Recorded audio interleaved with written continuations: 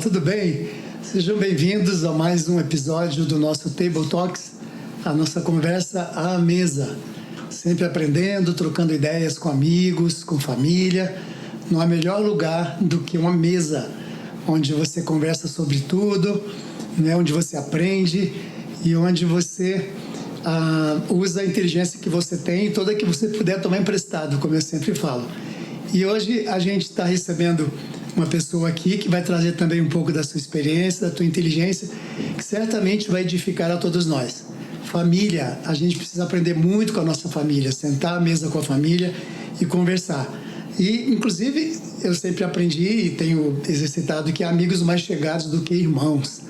Mas hoje, mais uma vez, a gente vai ouvir alguém da minha família, alguém que é do meu sangue, que é da minha fé, e que também tem me ensinado muito, apesar de bem mais jovem do que eu.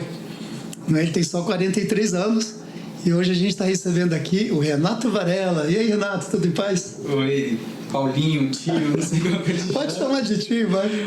Oi, tio. Então, é uma honra estar aqui com vocês, participando desse seu novo projeto.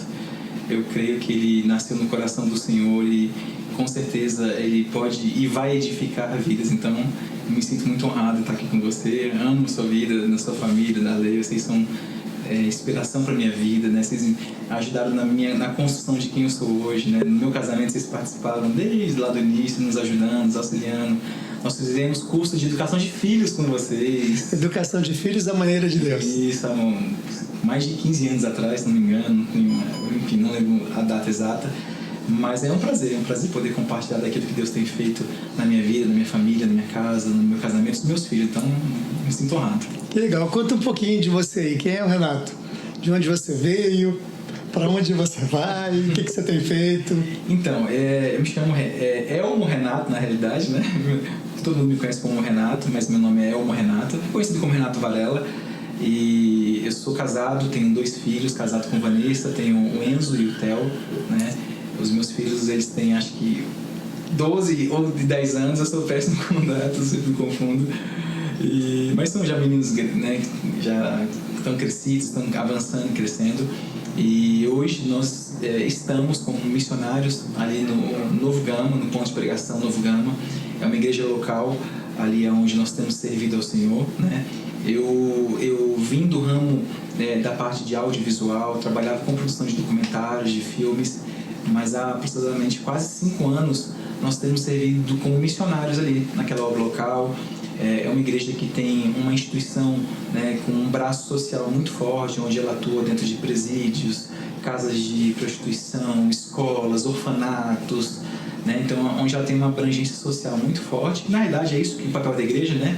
A igreja, ela precisa... a igreja não faz social, né? Ela tem o seu braço social, porque o que nós fazemos é o ir, né? Jesus nos mandou ir.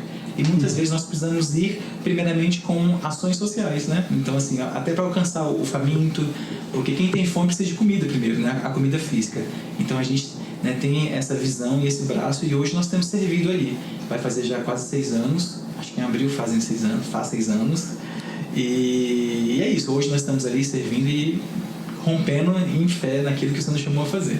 Coisa boa. Eu me lembro que você, há 6 anos, né, mais ou menos, Renato é um profissional de educação super respeitado e, inclusive, nesse momento você atendia o governo do estado de São Paulo. Isso. E você tinha um excelente salário, né? A empresa de vocês, enfim, faturava aí bastante e você, de repente, largou tudo para servir ao próximo, para se doar. O que leva uma pessoa a fazer isso, cara? Tio, quando eu tomei essa decisão, muitos me chamaram de louco, né? Muitas pessoas, muitos. Eu conversei com vocês também, né? Vocês fizeram muitas perguntas, com cuidado, como família, né? Acho que principalmente você, Ale, até muito mais do que uma família, como um tio, né, de sangue. Vocês sempre foram muito presentes na minha vida, né? Você, Ale, né? Pelo meu contexto familiar, de pai, de mãe, de muitas dificuldades e muito desequilíbrio, né, na minha estrutura familiar, vocês meio que supriram e sempre me aconselharam, sempre busquei conselhos com vocês. Que honra. Né? Então, todo mundo naturalmente me questionou, né? Mas isso não surgiu naquele momento, né? Eu sempre sonhei em servir a Cristo integralmente, né? Eu na minha imaturidade, da minha pré-adolescência, adolescente e juventude, eu sempre quis estar no campo.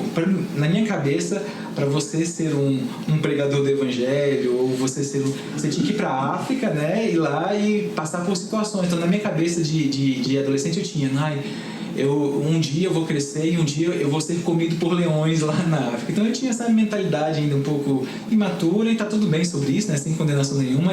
Deus, a minha pastora, ela fala que sempre Deus desce no nosso nível de conhecimento. E ele reconhece, vê a nossa intencionalidade, a nossa pureza. Então, desde adolescente, o meu coração queimou por Jesus e queimou pelo chamado. Não tem como se explicar, né, tio? Assim, o chamado é o chamado dele. Aquilo que foi para mim não é para você, talvez não é para o Arthur, talvez não é para o fulano de tal. Cada um tem os seus chamados muito específicos. E é essa multiforme, né, sabedoria e graça, e a igreja de Deus se move dessa maneira. Mas no meu coração não tinha isso. Do dia que eu viveria integralmente servindo ao Senhor, servindo por meio de estar pregando ou atuando, servindo o próximo. Então isso sempre queimou no meu coração. E quando eu tinha, como você já iniciou, eu tinha acabado de ganhar um contrato de cifras milionárias, né, lá do governo do estado de São Paulo, na época onde o governador João Dória ele era o governador. Passamos por um processo seletivo extremamente rigoroso, com grandes produtoras de São Paulo, e nós passamos com nota máxima. Então nós assumimos uma posição de um contrato, assim, que seria muito bom financeiramente para mim, para o resto da minha vida. E naquele momento, eu acho que foi com uns 5 meses de contrato, onde eu montei a equipe em São Paulo, estabelecemos filial em São Paulo e começamos a rodar o contrato com sucesso, entregando um trabalho, né, dentro da minha área de produção de audiovisual, transmissão, produção de vídeos. E aí, com 5 meses, o Senhor me chama. Eu estava dentro do meu... Na verdade, eu estava em São Paulo e estava o auge da pandemia, né, a cidade parada, o Brasil parado. E aí eu vim para Brasília, né? Eu estava lá assim, aí o Espírito Santo falou assim, volta para Brasília. Eu já estava lá assim há meses, lá já morando praticamente por conta do caos que estava político, econômico do nosso país e do mundo. E aí a Vanessa estava comigo, minha esposa, e eu estava numa coletiva com o governador, né, de manhã, isso era um sábado de manhã. E eu falei, Vanessa, vamos embora para Brasília. Ela, o quê? Eu falei, preciso ir embora. Isso, eu estava em São Paulo, né, lá morando praticamente em hotel. E aí pegamos nosso carro, pegamos a estrada na mesma hora, saímos e cheguei em Brasília. Quando eu cheguei, eu não sabia por que eu vim, mas sabe quando Romanos 8,14 fala que quem é filho é guiado pelo Espírito, né? Então todo aquele que é filho de Deus, ele é guiado por ele. Quem é guiado não erra, não perde tempo. Então assim, eu senti muito claro. Quando eu cheguei em Brasília, tio, eu estava lá, eu morava em Águas Claras, no apartamento, e aí durante essa semana eu estava orando lá no meu quarto, no meu devocional, e o Espírito Santo falou ao meu coração, de forma muito clara, que isso que foi o determinante. Você falou, como que, né, você chegou a essa decisão? Eu estava no meu quarto e ele falou assim, chegou o tempo de você parar de buscar o que é terreno e buscar o que é eterno. Chegou o tempo de você parar de buscar o que é terreno e buscar o que é eterno. Não que o que eu estava fazendo era errado, não, muito pelo contrário, mas era uma nova fase da minha vida, de buscar as coisas que são eternas. E eu sabia do que se tratava, que era em relação à vida ministerial, a eu me dedicar integralmente ao serviço ministerial, às pessoas, às vidas, ao campo. E foi assim que eu tomei a minha decisão. No dia seguinte, chamei minha irmã e falei, não demorei, né, muito tempo. Sua irmã era sua sócia, né? A minha sócia, exatamente. Eu não sei se vocês se lembram, e eu me lembrei que agora, pelo o meu coração sempre queimar por Jesus, assim, eu fui muito tocado, eu tive umas experiências com o Espírito Santo que elas marcaram a minha vida, né? E eu fui transformado assim, de uma forma assim, sobrenatural. Então o meu coração sempre queimou por Jesus. Eu não sei muito explicar como que é isso, mas eu me lembro tinha noites que eu passava chorando na minha cama. E eu falava, Espírito Santo, por que o meu coração queima tanto por você? Eu só queria eu não queria sair daquele lugar. Eu passei noites. Teve uma vez, tio, que eu entrei no meu quarto e falei assim, Jesus, só sai daqui quando você aparecer pra mim. Eu fiquei 5 dias dentro do quarto esperando ele aparecer pra mim. E ele não apareceu até hoje. Né? Porque ele estava descendo no meu nível, era um menino querendo... Mas havia uma fome por ele, né, sabe, de experimentar algo profundo, entende? E quando eu comecei a viver isso, eu não entendi muito bem, entende? O motivo. Hoje eu entendo, 43 anos, mais de 20 e tantos anos na frente, hoje eu entendo. Porque, tio, se eu não tivesse vivido isso lá atrás, provavelmente eu não conseguiria hoje estar onde eu estou.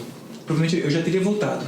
Porque na minha cabeça de menino, que muitos jovens, que quando são tocados pelo poder de Deus, só querem entregar a sua vida e viver para Ele, né? Quando você começa a de fato viver, Paulo fala para Timóteo, em uma das suas cartas, ele fala assim: Timóteo, aquele que decide viver uma vida de piedade será perseguido. Então ele coloca uma condição, é uma condicional. Ele fala: se alguém quiser viver uma vida de obediência, de fidelidade, vai ser perseguido, não tem como. O diabo não vai cruzar os braços e esperar e ficar sentadinho a gente, né, arrancar vidas do inferno. Ele vai se levantar contra nós. E para quem está no campo hoje como eu, tio, se eu não tivesse essas bases lá atrás, que foi esse amor e essa paixão que foi queimada em meu coração, provavelmente eu já teria voltado há muito tempo atrás. Esses 6 anos que eu estou, acho que no 3º ano eu já tinha voltado para minha empresa e cuidado dos meus trabalhos. Caramba, você falou de África, né? Uhum. Pessoas são chamadas para a África, legal, muito bom. Sim. Deus chama para vários lugares. Sim. Mas às vezes o seu colega de trabalho está precisando, o seu vizinho está precisando de ajuda, de uma palavra, e você não dá. Sim. E quer ir para a África, beleza? Nada errado se você é chamado para isso.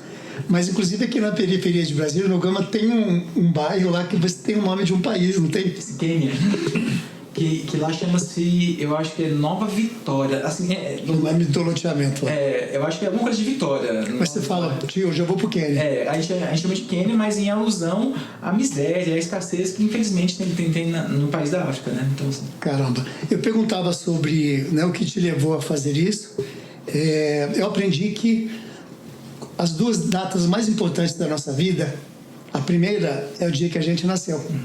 E a segunda, o dia que a gente descobriu para que nasceu. Sim. Qual o propósito da sua vida. Então, assim, a sua missão, o seu propósito, o seu chamado é esse. De servir levando o pão da vida e levando o pão da terra. Porque com fome ninguém aprende nada, né? Exatamente. E isso, tio, é tão forte, porque é isso que faz as pessoas continuarem. Porque o que a gente ouve, o que a gente vê... E a Bíblia e as cartas paulinas, elas são repletas dessas instruções sobre permanência, continuidade, ir até o fim, cumprir o alvo. Porque nós temos um destino final. Você tem o seu destino final, o seu chamado, eu tenho o meu, cada um tem o seu. E o que nós precisamos entender é que nós precisamos chegar e completar a carreira que nos foi proposta, né? E isso, a gente precisa saber que nós temos um adversário que vai se levantar. E ele não tem poder de nos paralisar, jamais. Eu não estou dando uma ênfase que ele possa fazer algo, mas a Bíblia diz que o diabo resiste, e ele fez isso com o apóstolo Paulo. Paulo fala: ele me resistiu, ele está resistindo. Então assim, isso faz parte. Só que a consciência desse propósito, tio, ela é fundamental, porque senão eu não estaria mais aqui. Sabe, porque eu passei por tantas situações nesses 6 anos que eu estou, que eu já compartilhei com você e com a Lê, né, em momentos mais íntimos nossos, de família, que se eu não tivesse a consciência e não tivesse a convicção que há 20 anos atrás ele gerou no meu coração, eu teria desistido, sabe, de passar por situações que eu não sabia como resolver, situações financeiras, porque quando eu larguei a minha empresa, eu larguei com uma renda para eu viver ali o necessário. E aí, quando veio o Covid, bagunçou tudo, a vida de todo mundo, né? Então, eu perdi as rendas que eu tinha, né? Eu estava praticamente quase todos os dias dentro de presídios, dentro de casas de prostituição, dentro das escolas, ao ponto de teve um dia uma policial penal olhou para mim e falou assim: você está aqui quase todo dia, como você come? Ela perguntou assim: você é casada? Eu falei: sou. Ela: você tem filhos? Eu falei: tenho. Ela falou assim: mas você está aqui quase todo dia? Como que você vive? Entende? Então, assim, se não fosse o propósito que você falou, eu provavelmente não estaria aqui. Então, assim, a gente precisa entender que o propósito de Deus das nossas vidas, ele é maior do que até as nossas vontades. Aquilo que a gente acha que é o natural, né? Porque eu estava, inclusive, estudando sobre propósito esses dias. E a palavra propósito, ela vem do original, que é algo que é propositivo e que vem à nossa frente. Caramba. Mas para nos levar a um destino final, entende? Propósito propositivo. Exatamente, porque o propósito não é tipo assim, o dia que eu larguei lá em Águas Claras, ele me chamou. O meu propósito, eu startei ele lá, o viver dele diário, mas eu vivo ele todos os dias. Eu vivo o propósito todos os dias. Todos os dias eu preciso renunciar. Todos os dias eu preciso lidar com os meus pensamentos, lidar com as minhas dores, com as provações que chegam até mim. E não permitir que essas coisas externas afetem aquilo que é interno, que foi colocado no meu coração, entende? Então, assim, isso é um desenrolar e um desenvolver também, entende? Porque quando eu larguei tudo e falei, larguei a empresa, larguei agora, vou servir ao Senhor. No primeiro ano, meu Deus, eu estava assim, a todo gás, a milhão, porque eu sempre esperei por aquele momento de falar assim, larguei tudo agora, vou morrer por Cristo. Só que aí passou o primeiro ano, segundo ano, terceiro ano, e as coisas começaram, né? Quarto ano, e eu olhava assim e falei, Deus, eu não trabalho mais. Como que você esqueceu que eu preciso aqui de help, né? Me ajuda, porque eu estou fazendo a sua obra, e você... antes, quando eu estava lá, então assim, é um momento de confirmação, sabe, tio, do propósito. Isso aí sem dúvida, é o que tem me norteado e me conduzido. Todos nós nascemos com um propósito, todos nós nascemos com uma missão a cumprir nessa terra. E, enfim, acho que a pessoa que não cumpre aquela missão para a qual ela foi criada, eu penso que ela nunca vai ser totalmente realizada e feliz. É o sentido da vida, né? É o sentido da vida. Eu estou dentro desse processo meu como missionário, eu estou estudando sobre terapia, né? Para ser um terapeuta. Então, eu tenho estudado matérias de psicologia. E um dos pontos que todos tocam lá nas matérias que eu estou vendo é sobre o sentido da vida, né? Que a psicologia, quando ela começa a estudar o ser humano, ela vai encontrar sempre, em algum momento, né, que as pessoas precisam encontrar esse sentido. Elas precisam encontrar. As pessoas que têm tudo estão vazias. As pessoas, muitas vezes, que não têm nada estão felizes, né? É incrível. Eu ouvi dizer assim, tem pessoas que são tão pobres que a única coisa que ela tem é muito dinheiro. É verdade. Isso é muito forte. Sabe por quê, tio? Nós vemos isso dentro das cadeias onde nós temos projetos, sabe? Eu, Renato, a gente transita em muitos lugares, muitas esferas assim, de miséria social, de crianças abusadas, de coisas assim que eu nunca imaginei que eu poderia vivenciar e ver que é real, né?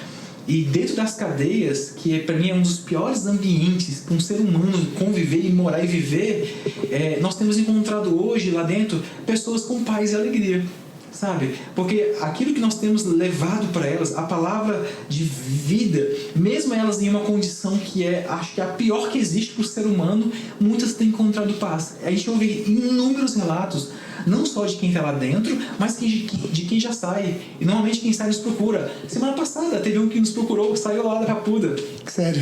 Ele entra em contato conosco pelo Instagram, vocês faziam projetos lá dentro, queria agradecer vocês. Então, assim, estavam presos por fora, mas livres por dentro. Caramba, a gente vai falar de presídio daqui a pouco, porque eu acho que é o local onde você mais vai hoje trabalhar. Mas, assim, Deus chama todos para uma missão. De fazer diferença, de não simplesmente passar pela história, mas fazer história mudando a história de alguém. Mas eu penso assim, Deus não chama para missões, ok. Mas às vezes Ele me chama para uma missão dentro do meu local de trabalho, serviço público, na empresa, enfim. Mas assim, eu acho que existem pessoas mais elevadas e mais capacitadas. Todos somos iguais perante Deus, mas assim, a capacidade, eu não sei se eu teria a capacidade de encarar aquilo que você encara dentro dos presídios, das casas de prostituição, lá no Quênia, que fica aqui pertinho de Brasília, né?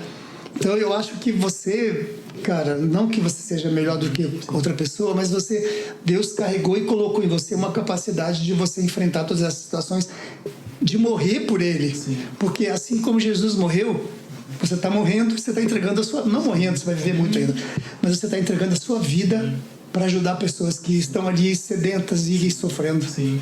Tio, isso é lindo, porque eu concordo com você que Deus nos chamou todos para largarem tudo, porque senão o reino precisa de mantenedores, o reino precisa de empresários para estar sustentando, porque nós estamos rompendo, existem custos. Né? Em tudo que nós fazemos, nós temos entrega de cestas básicas, de comida para essas pessoas. Alguém precisa de comprar essas comidas, né? A gente não chega lá no mercado e fala assim, eu quero pagar com fé, né? Lá no mercado a gente paga com dinheiro, né? Principalmente agora, na economia brasileira, né? Então a gente paga com dinheiro, mas então essa multiforme forma que Deus trabalha é maravilhosa. Então com certeza eu concordo plenamente, integralmente com o que você falou, que de fato vão ter os da ponta que foram chamados para isso. E é um chamado muito específico, e se você não tem isso, as pessoas não podem olhar talvez para nossas vidas assim e querer ser, não, às vezes pode te esperar e de fato você tem esse chamado, mas às vezes o Senhor te chamou para ser um juiz, um servidor público.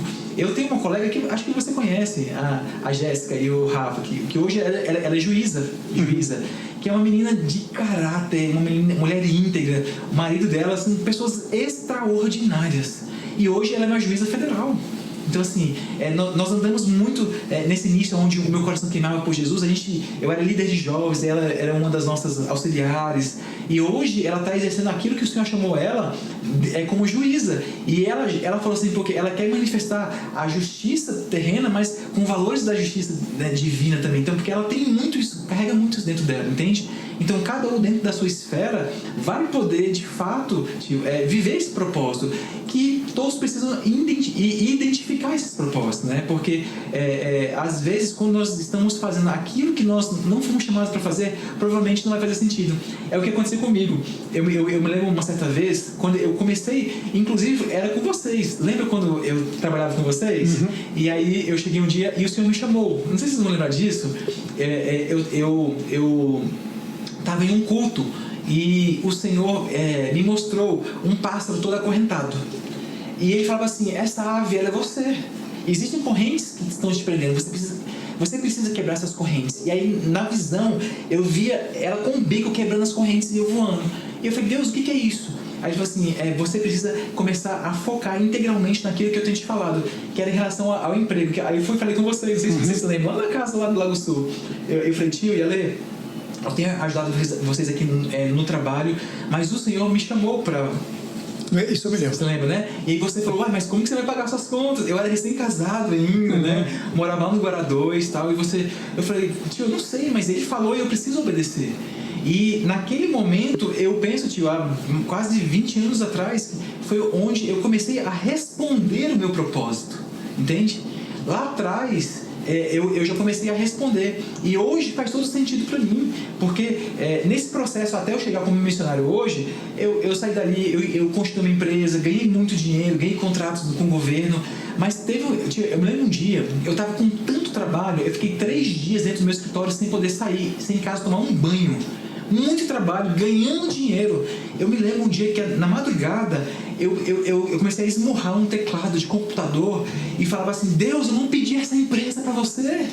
Eu queria estar na África morrendo pelo seu nome. Eu queria estar falando do seu nome e eu estou aqui agora nessa empresa. Não tenho tempo para nada. Eu não quero gastar a minha vida nisso aqui.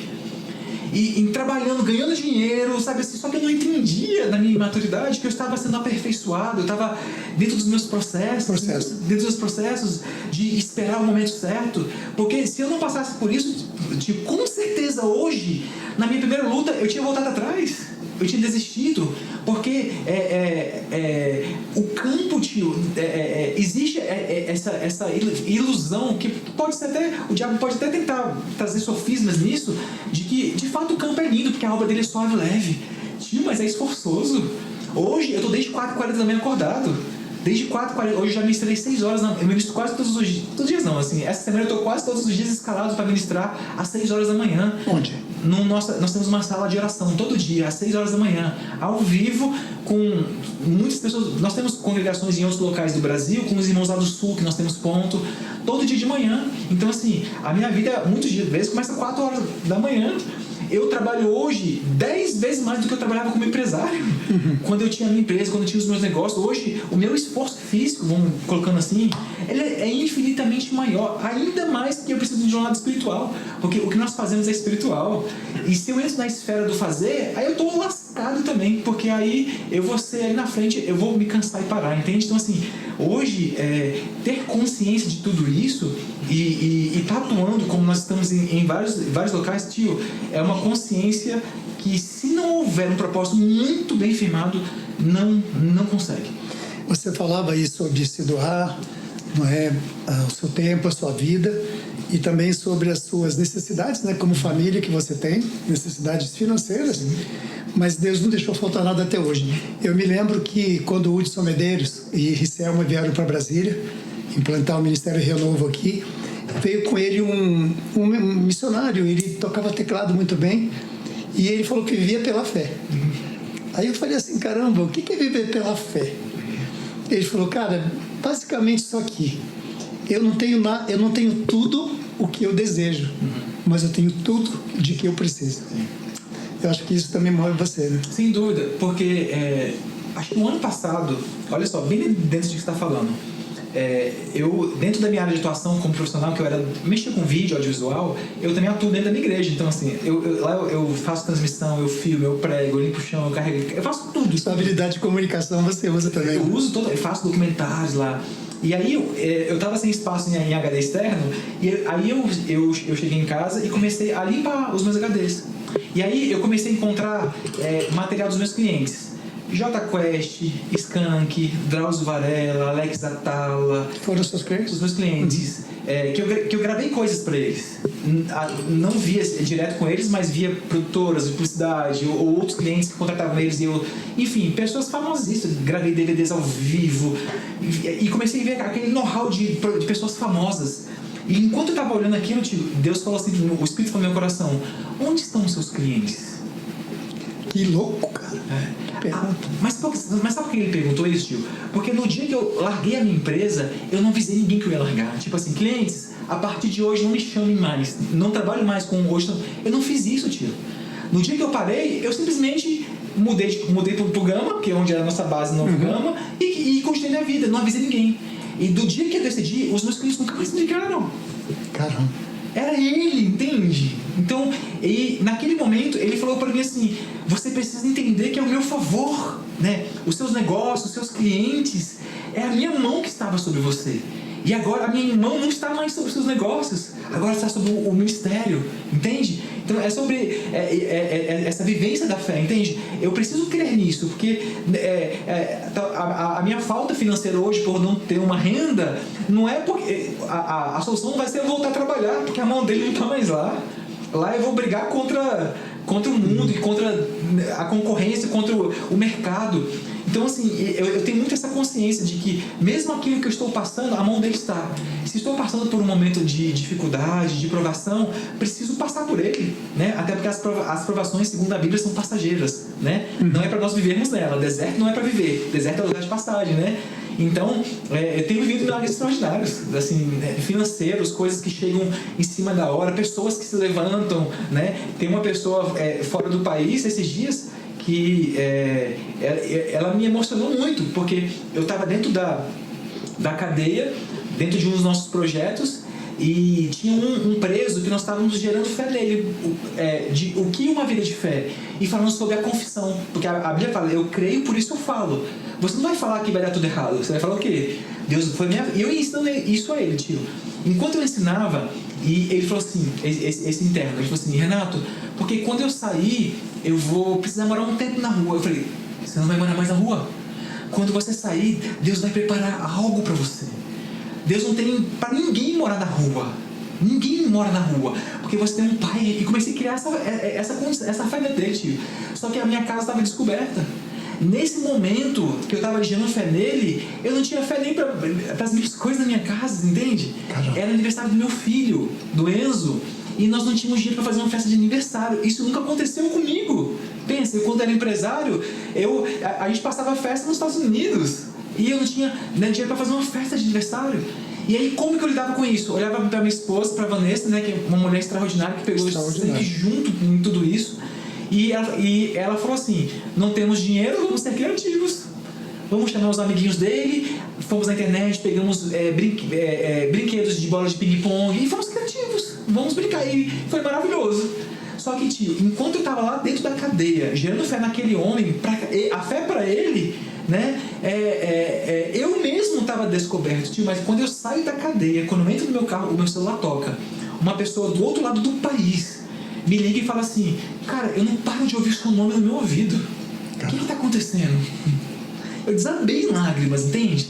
Porque só ele sabe. Era eu e o interno. Não tinha ninguém mais ouvindo. Mas ele estava ouvindo, entende? Ele sabe das minhas necessidades, ele sabe das suas, ele sabe da necessidade de todos nós, entende? Nós não precisamos lembrar Deus que tem uma conta para pagar. nós não precisamos lembrar das nossas... Ele sabe de todas as coisas. O que Ele espera de nós é um posicionamento. Então, enquanto eu estava gerando fé com a minha casa descoberta e falta, eu estava gerando fé naquele cara, para que quando ele saísse da cadeia, ele tivesse uma nova vida em Cristo, entende?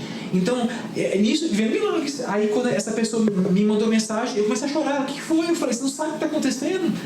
Contei pra ela, falei assim, passa sua conta. E aí eu fui correr, mandei dinheiro pra Vanessa, ela foi no mercado, comprou, já tínhamos feito as brincadeiras, mas aí compramos bolo, fizemos tudo que nós queríamos pro nosso filho, entende? Então assim, viver isso é a oportunidade de ver milagres, porque eu sei, tio, que enquanto eu tava ali, ele tava ouvindo o meu clamor. Tio, eu nem pedi pra ele, eu não pedi dinheiro pra aniversário do meu filho, ele sabe que eu preciso. Ele sabe do que eu preciso, entende? Então, não que nós não possamos orar e colocar diante de Deus nossas súplicas, a Bíblia nos ensina sobre isso. Petições. E fazem parte, mas no âmbito que eu estou, eu preciso andar dessa maneira, até para guardar o meu coração. Porque quando os meus filhos nasceram, eu tinha empresa, eu era bem sucedido. Não que eu não sou hoje, mas entende? Né? Então assim, a gente estava com muitos recursos financeiros, eles sempre tiveram o que eles pediram para mim, mas eu me deparei com situações do meu menor chegar um dia para mim e falar assim, pai, volta a trabalhar para ele comprar um brinquedo para mim. Ele sabia que eu não tinha condições de comprar aquele brinquedo. Ele sabia que quando nós trabalhávamos, né, eles tinham o que eles pediam. E naquele momento, o nó vinha na garganta, igual vem aqui agora, só me vinha vontade de chorar, mas sabe o que eu fazia? Eu engolia o choro e eu ia, sabe fazer o quê? Guardar o coração do meu filho para não criar um abuso de Deus. Poxa, porque meu pai largou tudo, minha mãe agora a gente passa dificuldade. E eu falo, filho, nós teríamos um Deus que é maravilhoso.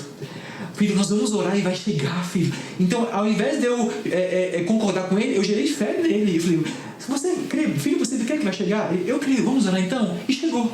Entende, tio? Então, assim, são desafios que, assim, são esforçosos, né? Ainda mais eu que é pai de crianças, né? Acho que quando os filhos são maiores, a gente já tem uma vivência, né, tio? Agora você vê crianças que são, igual meu filho, fala assim, volta a trabalhar pra gente ter as coisas, né? Então, assim, isso, eu saía e rasgava-me por dentro, sabe? Né? Eu me lembro a primeira vez daquele dia que eu larguei tudo, que o dinheiro acabou. Porque quando eu larguei tudo, eu tinha as minhas reservas. Eu me lembro que você trabalhava de domingo a domingo, de manhã até a noite. Você não recebia R$1 do ministério, né? Você bancava com tudo que você conseguiu juntar e poupar. Né? Hoje ainda continua mais ou menos assim, né? Você tem uma ajuda de custo para aluguel e tal. Você poderia abrir isso aqui, mas enfim.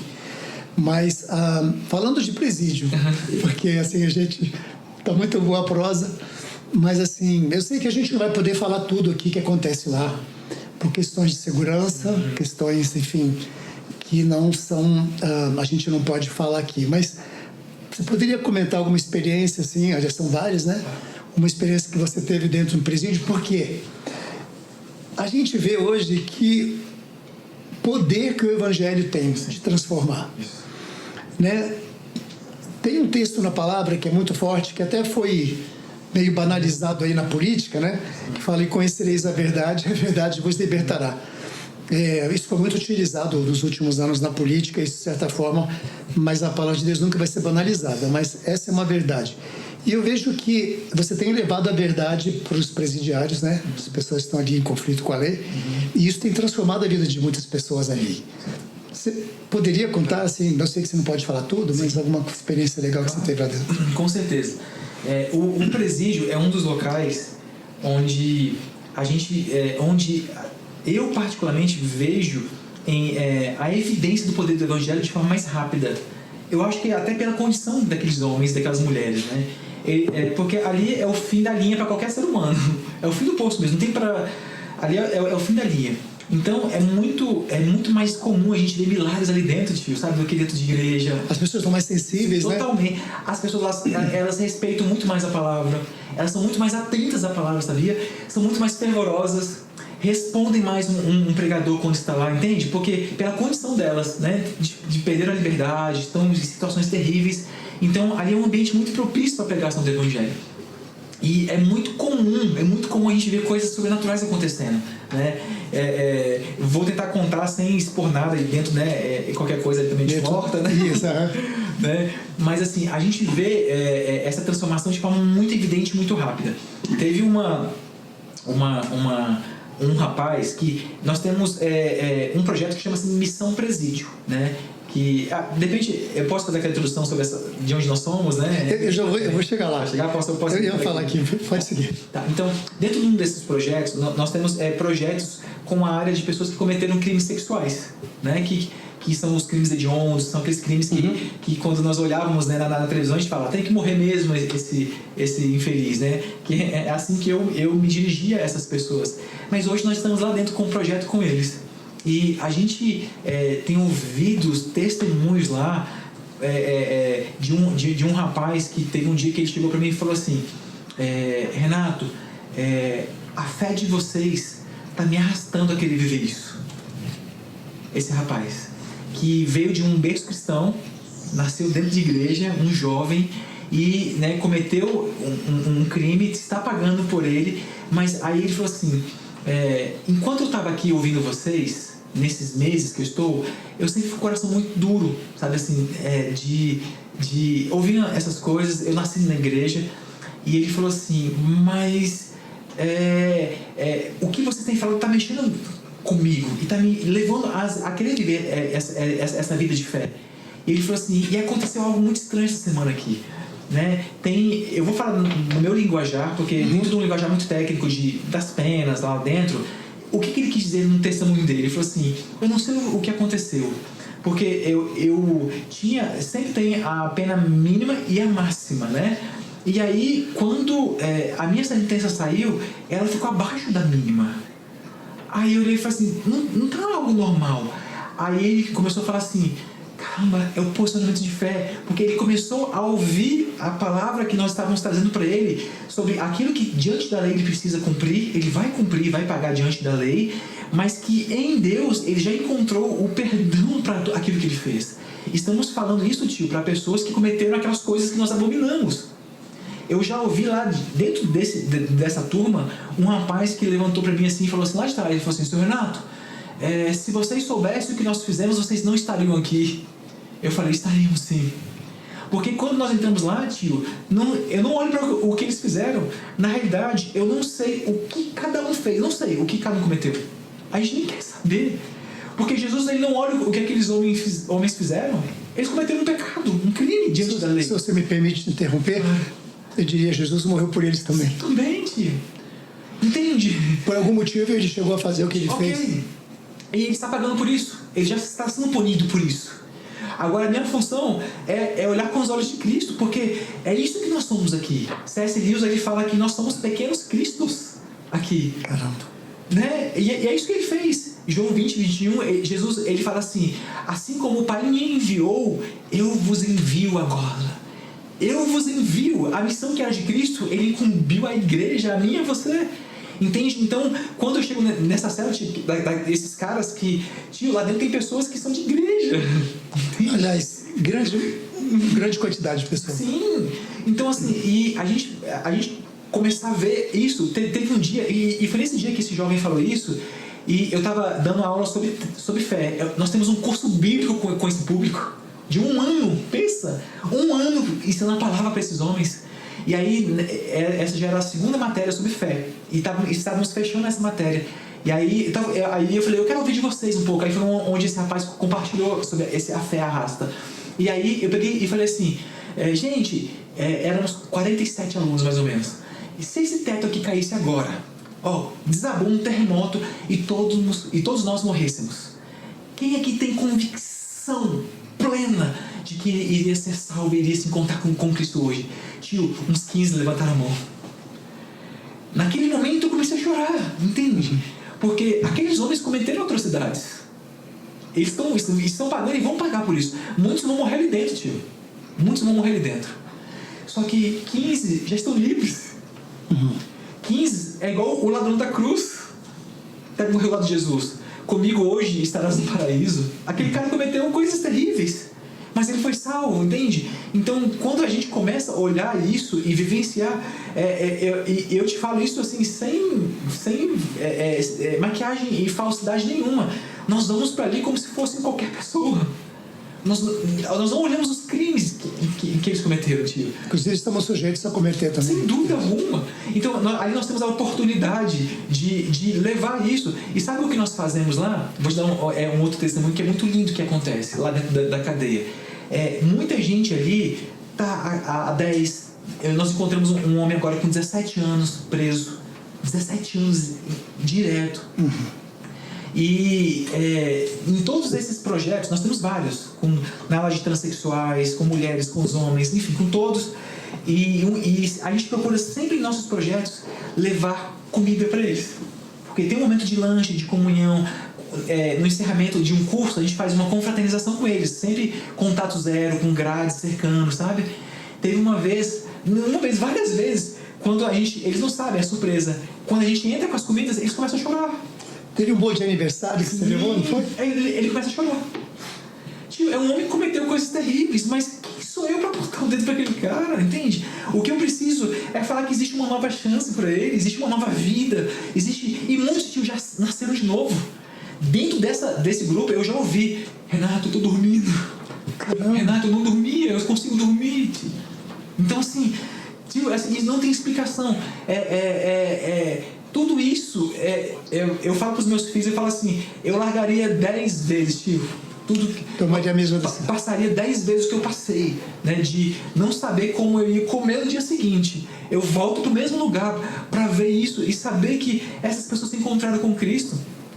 Sabe? Então, você chegar, igual isso foi na aula de transexuais. Nós entramos com esse bolo de aniversário, e ele começou a chorar. Ele falou assim: tem 10 anos que eu não como isso. Ele chorava: tem 10 anos. E aí, sabe o que nós fazemos nesses momentos? Gente, sabe o que é isso? É o favor de Deus. A gente sempre está mostrando que tudo que está acontecendo é Ele que está fazendo. Não é a Associação Edificar, que é a instituição que nós trabalhamos. Nós somos só instrumento dela. Não é o Renato, não. Até porque tem pessoas por trás nos ajudando. Só para você ter ideia, quando eu fui comprar esses bolos, eu tinha no dia, não vou lembrar o valor, mas eu não tinha dinheiro para comprar 3 bolos. Eu fui umas 6 padarias no Gama. Eu chegava: gente, eu preciso de 3 bolos. Aí chamava o dono, ele: não posso. Até que eu cheguei lá no Gama e a mulher falou assim: o gerente tá aqui. Eu falei: liga para ele.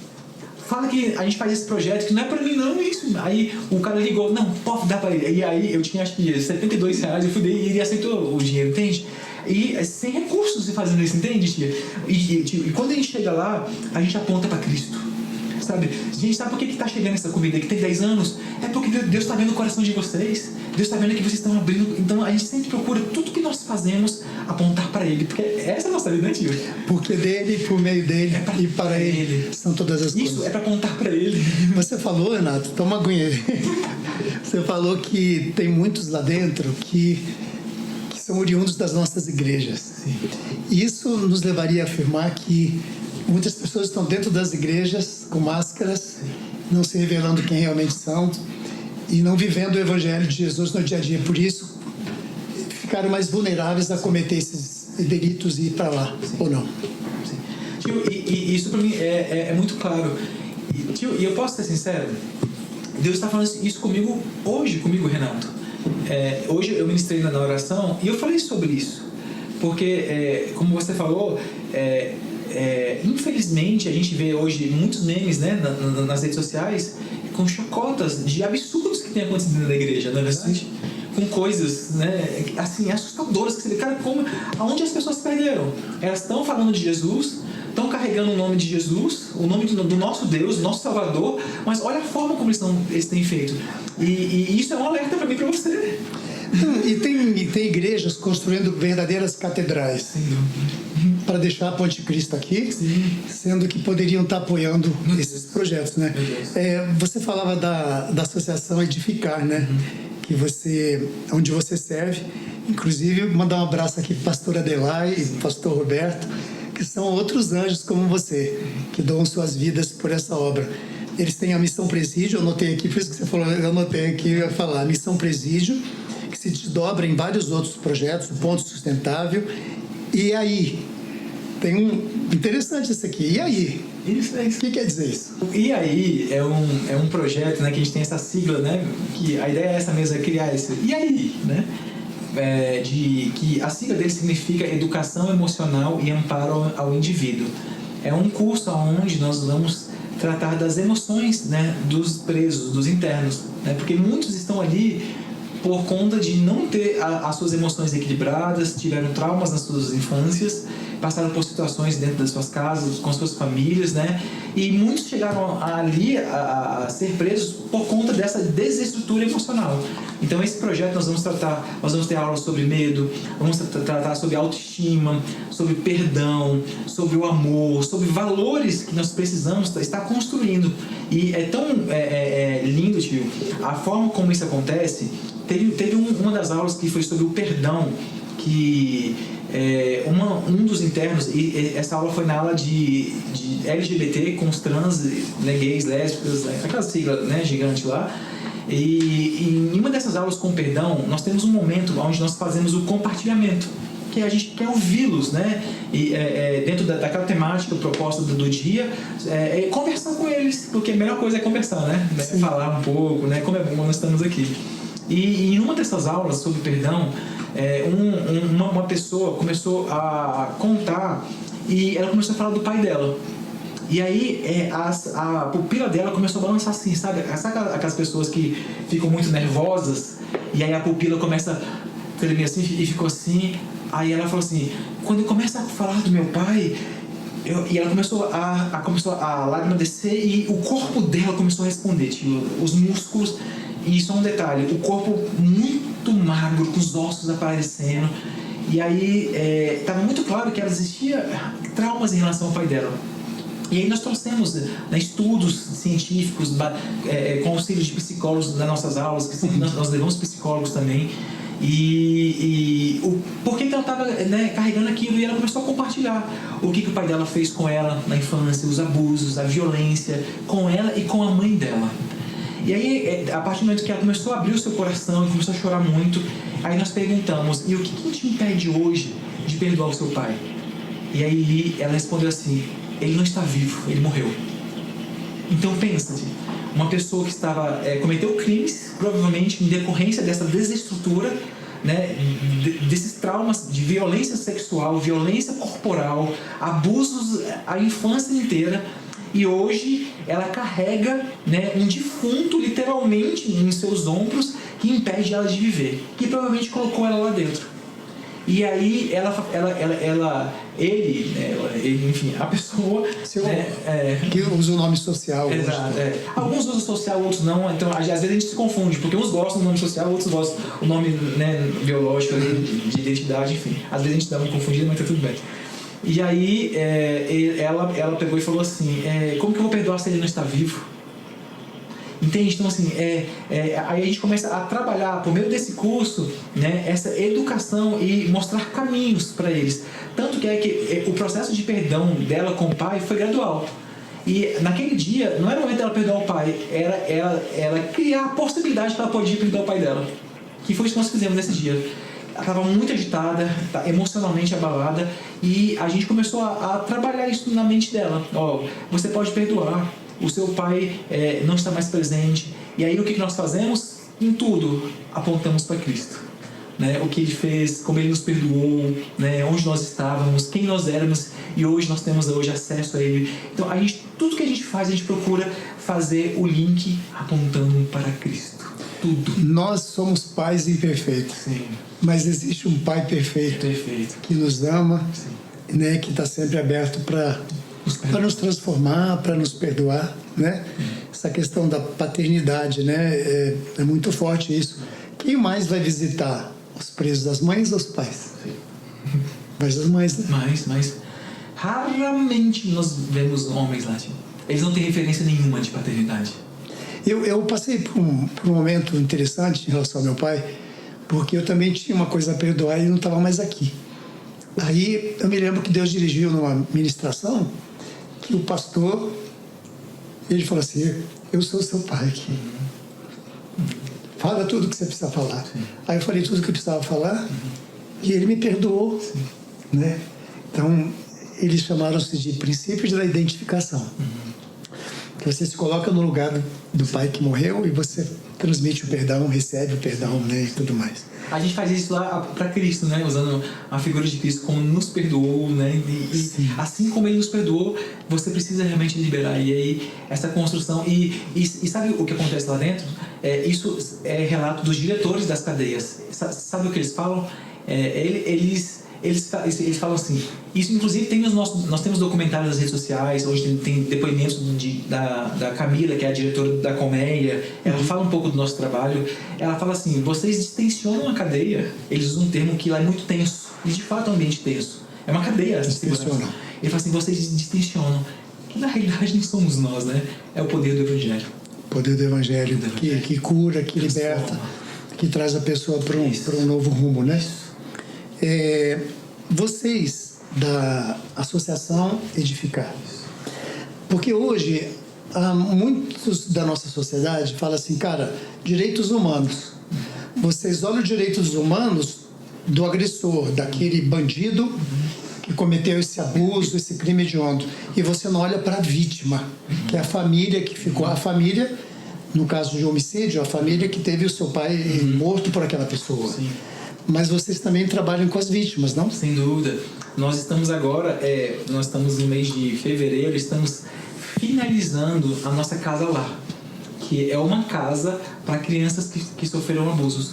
Não só abusos, né, de violência sexual e física, mas também que foram abandonados, todo tipo de dificuldades que essas crianças passam. Nós estamos já com ela praticamente finalizada, estamos querendo recursos chegando dos 4 cantos, né, da terra para que nós possamos finalizar e para receber essas crianças. Então, de fato, nós estamos com um projeto bíblico dentro com os homens que cometeram os crimes sexuais e estamos lá com as crianças, que talvez possam ser esses mesmos homens que foram os abusadores. Então nós estamos cuidando das crianças, estamos amparando elas, tratando delas, dando uma nova esperança para essas crianças, mas ao mesmo tempo não deixando de olhar com os olhos de Cristo. Porque naturalmente, tio, se fosse falar antigamente, eu jamais conseguiria fazer isso, porque a minha abordagem e o meu linguajar era tipo, cara, esses caras, né, precisam pagar pelos que eles fizeram, né? Então assim, só que não sou eu que faço isso, né? A lei, ela cumpre, está sendo cumprida sobre eles, agora o nosso papel é de amá-los, amar esses homens. Inclusive tem um projeto de vocês que a VEP, a Vara de Execuções Penais, usa para remissão de pena, não é isso? Isso assim, foi uma vitória assim, de anos. Qual foi esse projeto? É o projeto Ponto Sustentável, que é um projeto, porque além da parte espiritual que nós cuidamos, que do nosso ponto de vista é algo que é transformador, existe a parte também profissionalizante, que nós precisamos, né, dar. Eu só não vou lá e falo que Jesus ama ele e que mudou a vida dele. Eu preciso de reinseri-lo na sociedade, dar oportunidades profissionais. E o Ponto Sustentável, ele é um curso de amigurumi. Que amigurumi, eu vou falar do meu linguajar leigo de artesão. Claro. Tentei aprender, não consegui, é difícil demais. Temos professoras, tem um projeto na nossa Associação Edificar que chama Mãos Talentosas. É nessa parte de artesanatos, nessa parte de costura. Nós temos uma costura lá no Novo Gama, recebemos doação de máquinas profissionais, né, de uma instituição que nos abraçou. Nós temos máquinas que bordam, que faz tudo, que corta, temos toda a infraestrutura, e esse projeto ele ensina, né, os internos a fazerem esses produtos de amigurumi, que é um artesanato mais refinado, é super caro. Então assim, uns bonequinhos desse tamanho assim é R$200, entende? Então a gente faz esse ponto sustentável agora, já é com remissão de pena. Então os alunos que participarem vão estar tendo a sua pena diminuída, e tudo que eles estavam produzindo vai para ajudar a manutenção dos seus familiares. Então eles podem estar vendendo, gerando renda com isso também. Porque além de nós mostrarmos o que é primordial para o ser humano, que é o quê? É o homem interior renovado, a sua mente, né, os seus pensamentos, mas também apontando um caminho para ele, dando a vara para ele pescar. Entendi. Há muita coisa a se fazer, cara. Você trabalha com aqueles que cometeram crimes, que estão lá. Aí a gente precisa ajudar a família do preso que está lá, a família da vítima, sem dúvida, né, do crime. As vítimas. As vítimas. E você precisa também trabalhar hoje a evitar que os nossos jovens adolescentes cometam crimes e sejam enviados para lá. Nisso, depois eu quero que você conheça um projeto muito lindo começado por uma promotora de justiça aqui de Brasília, a doutora Luciana Asper, uma pessoa do coração da gente, que ela criou um projeto chamado Na Moral. Ah, que legal. O slogan dela é assim, ó, ser esperto é ser honesto. Uau. E ela trabalha com adolescentes e jovens para evitar que eles venham a entrar em conflito com a lei. Inclusive a Secretaria de Educação, aqui de Brasília, a nossa querida secretária de Educação, Elvia Paranaguá. Eita, meu Deus, tá aqui tanta informação na cabeça. Ela pegou esse programa da Lu Asper e levou para as escolas públicas de Brasília, quase todas as escolas, ensinando já, né, a nova geração aí a enfrentar e evitar que eles tomem caminhos indesejáveis. A gente já está falando muito tempo, a gente não pode passar de 1 hora a nossa conversa. Eu queria falar sobre a Associação Edificar, né, que é, assim, dirigida por 2 anjos, também como você lá, a pastora Adelaide e o pastor Roberto, que, cara, as pessoas que não podem ir, ou que não tem esse chamado para ir, você pode investir, né? Sim. E ajudar, e você vai para lá de uma forma indireta, financiando, né, cara? Eu vejo que de vez em quando chegam caminhões lá, Sim. pessoas assim do coração que enchem um caminhão de alimento e leva lá para vocês. Então, assim, como as pessoas poderiam ajudar esses projetos, esses trabalhos que vocês executam? Tio, é fundamental o corpo de Cristo é perfeito. Tem as pessoas que trabalham e que são os mantenedores, porque nós não temos 1 centavo de dinheiro público. Tudo que nós fazemos é por fé e através de voluntários. Irmãos e irmãs que têm disposto, têm botado a mão no bolso e têm servido a nós. Então, assim, desde uma ação que nós fazemos na cadeia, quando as crianças vão visitar os pais, né, isso acontece 4 vezes por ano na Papuda. A gente monta brinquedos, lanche, pintura de rosto, para amenizar e tornar um ambiente mais amigável para elas. Tudo isso é papel, é dinheiro, né? Sim. E tudo isso são pessoas, tio. Então, assim, a gente liga, irmão, vamos ter essa ação, o que você consegue nos ajudar? Então, nós vivemos dessa maneira e, tio, nunca falta. Sempre, assim, às vezes é em cima, aos 48 do segundo tempo que chegam os recursos, mas, assim, a obra nunca para. E isso é um posicionamento nosso, porque nós sabemos que a obra é de Cristo, então Ele é responsável por ela. Então, a gente não fica desesperado por dinheiro, porque a obra é dele. A igreja é dele, então ele é responsável por ela. Então, quem quiser contribuir, é só estar acessando nas nossas redes sociais. Nós temos nosso Instagram, eu acredito que vai estar colocando no Instagram, vou estar passando para vocês. Mas tem os nossos telefones lá no Instagram, tem o telefone da nossa secretaria. Então, é super fácil, né, de estar fazendo isso, essa participação. E de qualquer maneira, eu quero ajudar no presídio, eu quero ajudar na cesta. Nós entregamos, tio, só para você ter ideia, mais cestas que o nosso município. No município nós entregamos mais cestas que eles. Então, assim, muitas vezes até mais que próprio. Não vou nem falar dos estados assim, mas é muita comida. A gente entrega uma média de quase 300 cestas por entrega. Nós estamos falando de quase 300 famílias. Você põe quase mais de 10 mil pessoas alcançadas. Sabe como? Gente, vamos dar arroz. Quem pode dar um fardo? Eu dou um fardo. E assim, a gente vai movimentando a igreja, porque esse é o nosso papel como igreja, né, tio? Então é fundamental. Quem quiser nos ajudar, nos contribuir, nós temos... o slogan da Associação Edificar é o homem todo. Em seu corpo, em sua alma, em seu espírito. O homem como um todo. O corpo fala da fome. O corpo fala de uma necessidade. O corpo fala de o que nós fizemos com a irmã e construímos a casa dela. Ela morava numa tapera e os ratos entravam e mordiam as filhas dela à noite. Nós fomos lá e construímos uma casa para ela. Eu me lembro que tem casas que não tem banheiro. Exato, muito normal. Cara, acho que isso é o cúmulo da falta de dignidade. Você acordar de manhã, precisar fazer suas necessidades, não ter onde fazer. Isso é no Quênia, nesse lugar que eu te falei. Você pediu emprestado o banheiro do vizinho. Então, lá no Quênia tinha essa irmã com 9 filhos. E criancinhas lindas. Os ratos mordiam ela à noite. E aí nossos 2 anjos lá, o pastor Roberto lá, a igreja é para isso. A igreja é para isso. Pessoal, se esse bate-papo aqui, cara, se ele tocou em você, não é? Toda essa realidade, você pode fazer a diferença. A gente pode fazer a diferença. Às vezes a gente gasta dinheiro com tanta coisa que tem nada a ver, cara. E a gente deve investir na eternidade, né? As escrituras ensinam que a gente não deve ajuntar tesouros na terra, onde a traça e a ferrugem corroem, mas a gente deve ajuntar tesouro no céu. Quando a gente investe numa criança dessa, numa mãe, num pai desse, a gente está investindo tesouro no céu. Na eternidade. Renato, a gente tem muito mais que conversar. A gente vai ter que voltar e marcar isso aqui para a gente conversar de novo. Para a gente. Como eu fui edificado aqui hoje, saio daqui totalmente diferente dessa prosa e eu espero que a gente tenha conseguido levar essa mensagem, tocar do seu coração também. Porque a gente precisa usar todo o conhecimento e inteligência que a gente tem e tudo que a gente puder pegar emprestado. Sigamos.